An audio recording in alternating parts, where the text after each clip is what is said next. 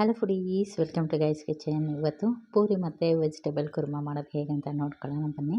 ಯಾವುದೇ ಡ್ರೈ ಮಸಾಲೆಗಳನ್ನು ಆ್ಯಡ್ ಮಾಡಿದೆ ಅಂದರೆ ಮಸಾಲ ಪೌಡರ್ಗಳನ್ನು ಆ್ಯಡ್ ಮಾಡಿದೆ ಮಾಡಿರ್ತಕ್ಕಂಥ ವೆಜ್ ಕುರ್ಮಾ ಇದು. ಟೇಸ್ಟ್ ಅಂತೂ ಸಕ್ಕತ್ತಾಗಿತ್ತು. ಪೂರಿನೂ ನೋಡಿ ಎಷ್ಟು ಸಾಫ್ಟಾಗಿ ಬಂದಿದೆ ಅಂತ. ಉಪ್ಕೊಂಡು ಎಲ್ಲ ಪೂರಿನೂ ತುಂಬ ಸಾಫ್ಟಾಗಿ ಬರುತ್ತೆ. ನೀವು ಲಂಚ್ ಬಾಕ್ಸ್ಗೂ ಸಹ ತೊಗೊಂಡೋಗ್ಬೋದು, ಅಷ್ಟೇ ಚೆನ್ನಾಗಾಗುತ್ತೆ. ಬನ್ನಿ ತಡ ಮಾಡಿದೆ ರೆಸಿಪಿ ಮಾಡೋದು ಹೇಗೆ ಅಂತ ನೋಡ್ಕೊಳ್ಳೋಣ. ಮೊದಲನೇದಾಗಿ ಒಂದು 1/4 kg ಗೋಧಿ ಹಿಟ್ಟನ್ನು ತೊಗೊಂಡಿದ್ದೀನಿ. ಇದಕ್ಕೆ ಈಗ ಒಂದು 1/4 kg ಅಂದರೆ 250 ಗ್ರಾಮಿಗೆ 1 ಟೇಬಲ್ ಸ್ಪೂನಷ್ಟು ಚಿರೋಟಿ ರವೆ ಬರುತ್ತಲ್ಲ ಅದನ್ನು ಸೇರಿಸ್ಕೊತಾ ಇದ್ದೀನಿ. ಹಾಗೆಯೇ ರುಚಿಗೆ ಎಷ್ಟು ಬೇಕೋ ನೋಡಿ ಅಷ್ಟು ಉಪ್ಪನ್ನು ಸಹ ಸೇರಿಸ್ಕೊಂಬಿಡೋಣ. ಇದಾದ ನಂತರ ಇದಕ್ಕೆ ಒಂದು ಮಾಮೂಲಿ ಗೀದು ಸ್ಪೂನ್ ಬರುತ್ತಲ್ಲ ಚಿಕ್ಕದು, ಅದರಲ್ಲಿ 2 ಸ್ಪೂನಷ್ಟು ತುಪ್ಪನೂ ಸಹ ನಾನು ಸೇರಿಸ್ಕೊಂಡಿದ್ದೆ. ನೀವು ಎಣ್ಣೆನೂ ಸಹ ಹಾಕ್ಕೊಬೋದು. ಈ ಸ್ಪೂನಲ್ಲಿ 2 ಸ್ಪೂನು ನಾನು ತುಪ್ಪ ಹಾಕ್ಕೊಂಡಿದ್ದೀನಿ. ಇದೇ ಜಾಗದಲ್ಲಿ ನೀವು 1 ಸ್ಪೂನು ಅಥವಾ 1.5 ಸ್ಪೂನಷ್ಟು ಆಯಿಲ್ನ ಆ್ಯಡ್ ಮಾಡ್ಕೊಬೋದು. ನಂತರ ಇದಕ್ಕೆ ಸ್ವಲ್ಪ ನೀರು ಸೇರಿಸ್ಕೊಂಡು ಪೂರಿ ಹಿಟ್ಟಿನ ಅದಕ್ಕೆ ಕಲಿಸ್ಕೋಬೇಕಾಗತ್ತೆ. ಈಗ ಇದಕ್ಕೆ ಒಂದು 15ರಿಂದ 20 ನಿಮಿಷ ರೆಸ್ಟ್ ಕೊಡೋಣ. ಫೈನಲಿ ನಾನು 1-2 ಡ್ರಾಪಷ್ಟು ಎಣ್ಣೆನೂ ಸಹ ಮೇಲಿಂದ ಹಾಕಿ ಅದಕ್ಕೆ ಗ್ರೀಸ್ ಮಾಡಿಬಿಟ್ಟು ಇಡ್ತಾಯಿದ್ದೀನಿ. ಒಂದು 15ರಿಂದ 20 ನಿಮಿಷ ಇದು ರೆಸ್ಟ್ ಮಾಡಲಿ. ಅಷ್ಟರಲ್ಲಿ ನಾವು ಇದಕ್ಕೆ ಮಸಾಲ ಒಂದು ರೆಡಿ ಮಾಡ್ಕೊಳ್ಳೋಣ ಸಾವಿಗೆ. ಅದಕ್ಕಾಗಿ ಶುಂಠಿ, ಬೆಳ್ಳುಳ್ಳಿ, ಚಕ್ಕೆ, ಲವಂಗ, 1 ಸ್ಪೂನಷ್ಟು ಹುರ್ಗಡ್ಲೆ, 4 ಹಸಿಮೆಣ್ಸಿನ್ಕಾಯಿನ ಸೇರಿಸ್ಕೊತಾ ಇದ್ದೀನಿ.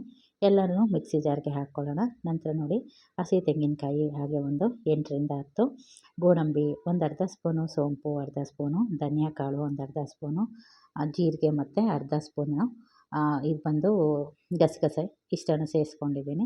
ಇದಕ್ಕೆ ಸ್ವಲ್ಪನೇ ಒಂದು 1/4 ಸ್ಪೂನಷ್ಟು ಅಚ್ಚ ಖಾರದ ಪುಡಿ, 1/4 ಸ್ಪೂನಷ್ಟು ಅರಿಶಿನ ಪುಡಿ ಸೇರಿಸ್ಕೊಂಡಿದ್ದೀನಿ. ಹಾಗೆಯೇ ನೀರು ಸೇರಿಸ್ಕೊಂಡು ಇದನ್ನು ನುಣ್ಣಗೆ ರುಬ್ಕೊಂಬರೋಣ. ಮಸಾಲೆ ರೆಡಿ ಆಯಿತು.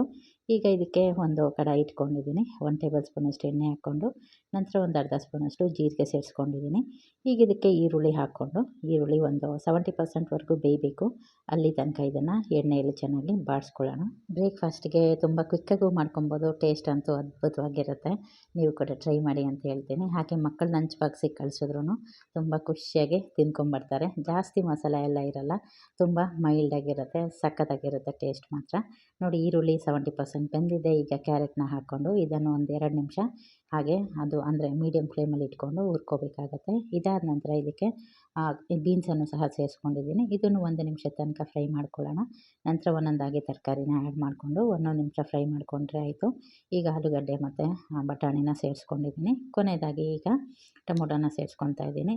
ಈ ಹದದಲ್ಲಿ ನೀವು ಉಪ್ಪನ್ನು ಸೇರಿಸ್ಕೊಂಬಿಡಿ. ಗ್ರೇವಿ ಎಷ್ಟು ಮಾಡ್ತಾಯಿದ್ದೀರ ಕುರ್ಮಾ ಅದಕ್ಕೆ ತಕ್ಕನಾಗೆ ಉಪ್ಪನ್ನು ಸೇರಿಸ್ಕೊಂಡು ನಾವು ರುಬ್ಬಿರ್ತಕ್ಕಂಥ ಮಸಾಲೆ ಏನಿತ್ತಲ್ಲ ಅದನ್ನು ಸಹ ಹಾಕ್ಕೊಂಬಿಟ್ಟು ಈಗ ಮಿಕ್ಸಿನ ತೊಳೆದ್ಬಿಟ್ಟು ಆ ನೀರನ್ನು ಇದಕ್ಕೆ ಸೇರಿಸ್ಕೊಂಬಿಡೋಣ. ಈಗ ನೀರನ್ನು ನೋಡಿಕೊಂಡು ಸೇರಿಸ್ಕೊಳ್ಳಿ. ವೆಜಿಟೇಬಲ್ ಕುರ್ಮಾ ಯಾವ ಹದಕ್ಕಿರುತ್ತೆ ಅಂತ ಗೊತ್ತಿರುತ್ತಲ್ಲ, ಆ ಕನ್ಸಿಸ್ಟೆನ್ಸಿಗೆ ನೀರನ್ನು ಸೇರಿಸ್ಕೋಬೋದು. ಸ್ವಲ್ಪ ಜಾಸ್ತಿ ಸೇರಿಸ್ಕೊಂಡ್ರು ಏನು ತೊಂದರೆ ಇಲ್ಲ, ಯಾಕೆಂದರೆ ನಾವು ಹುರ್ಗಡ್ಲೆ ಮತ್ತು ಗೋಡಂಬಿ ಹಾಕಿರೋದ್ರಿಂದ ಬೆಂದಾದಮೇಲೆ ಅದು ಸ್ವಲ್ಪ ಗಟ್ಟಿಯಾಗುತ್ತೆ. ನೋಡಿ ಚೆನ್ನಾಗಿ ಈಗ ಕುದ್ದು ರೆಡಿಯಾಗಿದೆ. ಇದಕ್ಕೆ ಕೊತ್ತಂಬರಿ ಸೊಪ್ಪನ್ನು ಸೇರಿಸ್ಕೊಂಡಿದ್ದೀನಿ. ಇಲ್ಲಿಗೆ ಸ್ಕಿಪ್ ಮಾಡಬೇಡಿ. ಇನ್ನೂ 1 ಗ್ಲಾಸಷ್ಟು ನಾನಿಲ್ಲಿ ಒಂದು ಕಾಫಿ ಕುಡಿಯೋ ಗ್ಲಾಸ್ ಇರುತ್ತಲ್ಲ ಅದರಲ್ಲಿ ಒಂದು ಅರ್ಧ ಗ್ಲಾಸಷ್ಟು ಹಾಲನ್ನು ಕಾಯಿಸಿ ಆರಿಸಿರ್ತಕ್ಕಂಥ ಹಾಲನ್ನು ಸೇರಿಸ್ಕೊಂಡಿದ್ದೀನಿ. ಹಾಗೆ ಕೊನೆಯದಾಗಿ ಕಸೂರಿ ಮೇಥಿ ಹಾಲು ಸೇರಿಸಿದ್ದಾದಮೇಲೆ ನೋಡಿ ಆ ಗ್ರೇವಿದು ಸ್ಟ್ರಕ್ಚರೇ ಚೇಂಜ್ ಆಯಿತು. ಹಾಗೆ ಕಸೂರಿ ಮೇಥಿಯನ್ನು ಸಹ 1 ಸ್ಪೂನಷ್ಟು ಸೇರಿಸ್ಕೊತಾ ಇದ್ದೀನಿ. ಫ್ಲೇವರ್ ತುಂಬ ಚೆನ್ನಾಗಿ ಬರುತ್ತೆ. ಇದನ್ನು ತಪ್ಪದೆ ಸೇರಿಸ್ಕೊಳ್ಳಿ. ನೋಡಿ ಗ್ರೇವಿ ರೆಡಿ ಆಗೋಯಿತು. ವೆಜ್ ಕುರ್ಮಾ ರೆಡಿ ಆಯಿತು. ಈಗ ನಾವು ಪೂರಿನೂ ಸಹ ಮಾಡ್ಕೊಂಬಿಡೋಣ. ಮತ್ತೇನಲ್ಲಿ ಮಾಡ್ಕೊಂಡ್ರೂ ತರಕಾರಿ ಬೇಯೋದಕ್ಕೆ ತುಂಬ ಸಮಯ ಏನು ಬೇಕಾಗಲ್ಲ, ಬೇಗನೆ ಬೆಂದೋಗ್ಬಿಡುತ್ತೆ. ನೋಡಿ ಈಗ ಪೂರಿ ಮಾಡ್ಕೊಳ್ಳೋಣ. ಆಲ್ರೆಡಿ ಹಿಟ್ಟು ಕಲಸಿಟ್ಟಿದ್ವಲ್ಲ, ಈಗ ಅದನ್ನೊಮ್ಮೆ ಚೆಕ್ ಮಾಡೋಣ. ಚೆನ್ನಾಗಿ ನೆನ್ಕೊಂಡಿದೆ. ಸಣ್ಣ ಸಣ್ಣ ಉಂಡೆಗಳಾಗಿ ಮಾಡ್ಕೊಳ್ಳೋಣ. ಸಣ್ಣ ಉಂಡೆಗಳಾಗಿ ಮಾಡ್ಕೊಂಡು ಇದನ್ನು ಈಗ ಲಟ್ಟಣಿಗೆಯಿಂದ ಲಟ್ಟಿಸ್ಕೊಂಡ್ರೆ ಆಯಿತು. ಎಣ್ಣೆಯಲ್ಲಿಯೂ ಸಹ ಇದನ್ನು ಲಟ್ಟಿಸ್ಕೊಬೋದು. ಎಣ್ಣೆ ಹಚ್ಕೊಂಡ್ಬಿಟ್ಟು ಅಥವಾ ಈ ರೀತಿ ಗೋಧಿ ಹಿಟ್ಟನ್ನೇ ಡಸ್ಟಿಂಗ್ ಮಾಡಿಕೊಂಡು ಸಹ ನಾವು ಇದನ್ನು ಲಟ್ಟಿಸ್ಕೊಬೋದು. ನೋಡಿ ಈ ರೀತಿ ಲಟ್ಟಿಸಾದ್ಮೇಲೆ ಎಕ್ಸ್ಟ್ರಾ ಹಿಟ್ಟೇನಿದೆ ಅದನ್ನೆಲ್ಲ ತೆಗ್ದಿದ್ದೀನಿ. ನೋಡಿ ಈ ಸೈಜಿಗಿದ್ರೆ ಪೂರಿ ಸಾಕಾಗುತ್ತೆ. ಅಂದರೆ ತಿಕ್ನೆಸ್ಗೋಸ್ಕರ ತೋರಿಸ್ತಾ ಇದ್ದೀನಿ. ಒಮ್ಮೆ ಸ್ವಲ್ಪ ಹಿಟ್ಟನ್ನು ಹಾಕಿ ನೋಡಿದ್ರೆ ತಕ್ಷಣ ಮೇಲೆ ಎದ್ದು ಬರಬೇಕು, ಆಗ ಎಣ್ಣೆ ಚೆನ್ನಾಗಿ ಕಾದಿದೆ ಅಂತ ಅರ್ಥ. ಈಗ ನೋಡಿ ಪೂರಿಯನ್ನು ಸಹ ಹಾಕ್ಕೊಂಡು 2 ಕಡೆ ಚೆನ್ನಾಗಿ ಬೇಯಿಸ್ಕೊಂಡ್ರೆ ಸೂಪರಾಗಿರ್ತಕ್ಕಂಥ ಪೂರಿ ಬಲೂನ್ ಥರ ಉಬ್ಬಿ ಬರುತ್ತೆ. ಎಲ್ಲ ಪೂರಿನೂ ಇದೇ ರೀತಿಯೇ ಬರುತ್ತೆ. ನೀವು ಕೂಡ ಟ್ರೈ ಮಾಡಿ ಆದಮೇಲೆ ಹೇಗಾಗಿತ್ತು ಅಂತ ಕಮೆಂಟಲ್ಲಿ ತಿಳಿಸೋದು ಮರಿಬೇಡಿ. Thank you.